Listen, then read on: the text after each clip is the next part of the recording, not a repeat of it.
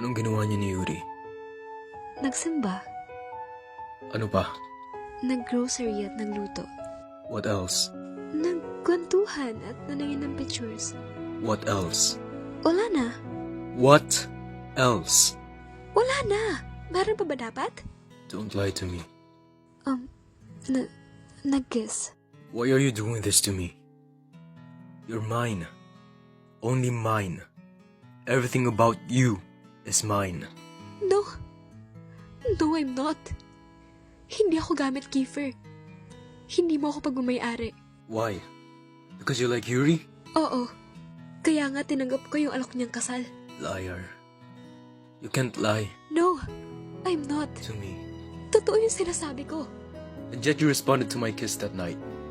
You responded to my touch and you moaned my name. Tapos sasabihin mo, gusto mo si Yuri? Eh ako, ano ako sa'yo?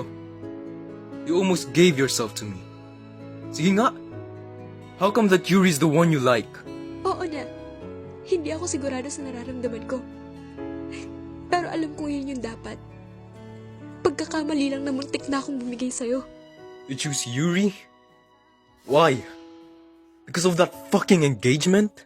Hindi. Then why? Kasi yun ang tama. Hindi ko kayang isipin o makita nasasaktan si Yuri sa parehong dahilan.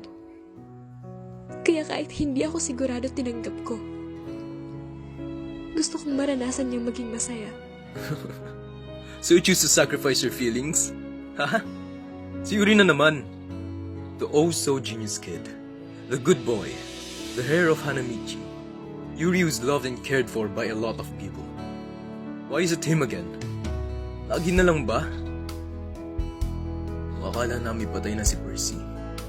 Siya ang unang inalala nila sa amin.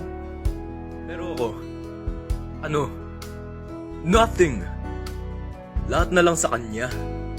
Now, even the woman that I love.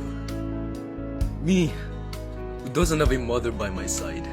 A father who will guide me. And I'm taking care of my siblings for so fucking long. Wala man na nagtanong kung okay ako. Pero siya may galos, halos isugod nila sa ospital. Kulang na lang sambahin siya ng lahat eh. Tama na. Please. Huwag naman pati ikaw, JJ. Please. I can't lose you.